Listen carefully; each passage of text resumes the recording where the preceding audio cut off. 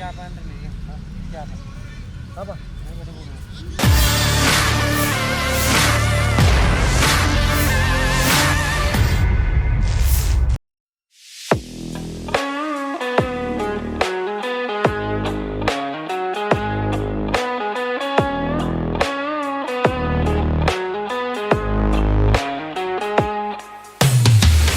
Skuad PSM Makassar kembali berlatih bersama setelah libur selama 19 hari.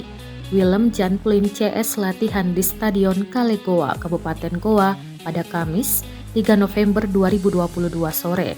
Latihan dipimpin langsung pelatih kepala Bernardo Tavares. Sebanyak 26 pemain hadir latihan, sementara 5 pemain absen.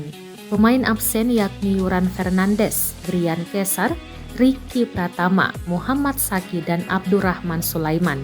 Tavares mengatakan Yuran dan Brian Kesar absen karena ada urusan pribadi. Sedangkan Ricky dan Saki masih bergabung di pemusatan latihan Timnas Indonesia U20.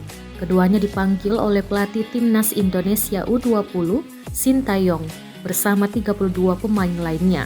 Mereka menjalani pemusatan latihan di Turki dan Spanyol akan menggelar beberapa uji coba. Skuad ini nantinya jadi cikal bakal Timnas Indonesia U20 pada Piala Dunia U20 yang dilaksanakan di Indonesia pada Mei 2023. Lalu Abdurrahman Sulaiman masih pemulihan dari cedera.